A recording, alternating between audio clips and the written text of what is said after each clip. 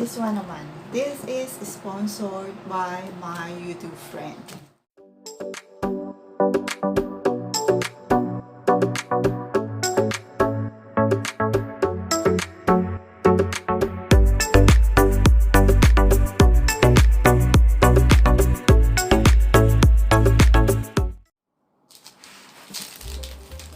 Hi fam! Hi today! And yeah, it's been ages that you haven't seen my face during this intro. So yeah, in today's video we are going to unpack and unbox these two items that I bought from Shopee last March 3 during their sale. So before I go further, I just wanted to shout out to my generous friend from YouTube who sponsored me for this one. She asked me not to say her name, but if you force me to mention her name, I will do so. But no, it's confidential. So without further ado, let's get into the video. So to start off, let's do this first.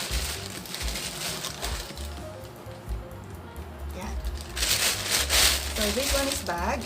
I bought this for $289. The bag itself is $289, but with the courier, it's $327. So yes, let's open this one. Just a shoulder bag.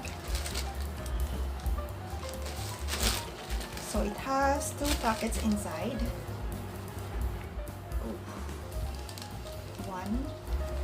One pocket and this one.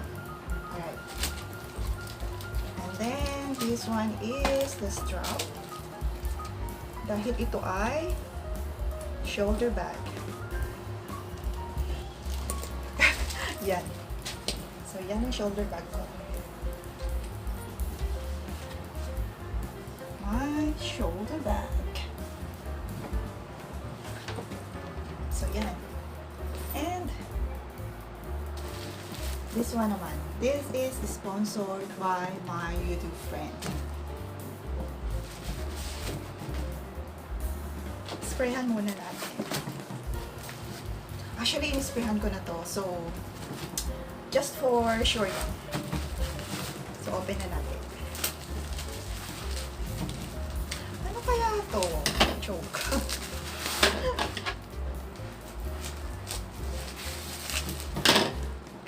Baba natin para makita maayos. Anyway, ang price nito ay tara! It's 4,278. Yan.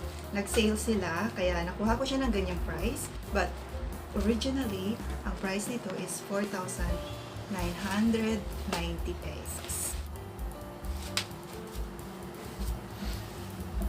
So, ito po ay DJI OM4SE. So, I think may dalawang klase nito. Yung isa is refurbished. Ito yung original. Wala kasi akong cutter eh. Ayan! Na-open din natin. This one is gimbal. Ito yung manual thing. Ito yung nakalagay sa box niya, may manual, and then ayan, ito po yung laman ng box. Gimbal po siya kasi nag-decide ako na bumili nito gawa nga ng shaky pag ang gamit ko is phone kasi wala pa naman akong camera. So maybe later on bibili ako ng camera. Ito naman yung port niya. Anyway. At ito, ano to? Ito yata yung magnet para dun sa phone. Dito mo yata i-attach. May magnet siya. Ito yung kasama. Yan. Well, anyway, ayun. Yun lang yung laman ng box na to. Yan. Ang galing. Gagawa ako ng separate video para sa review. Yan. And then, ang sabi sa box, sa box ay, mag-change tayo ng ang sabi sa box ay magnetic quick mount, foldable and portable, active track 3.0, quick roll, gesture control, story mode. Ayan, yung nakalagay dito sa box. So yan, that's it for now. Sana po ay may nagkaroon kayo ng konting clue or something na na-learn kayo about this video. And ilalagay ko po lahat ng link sa description box or sa comment section para kung interested kayong bumili, dun nyo na lang po i-open. So, thank you so much. Don't forget to like, comment, and subscribe.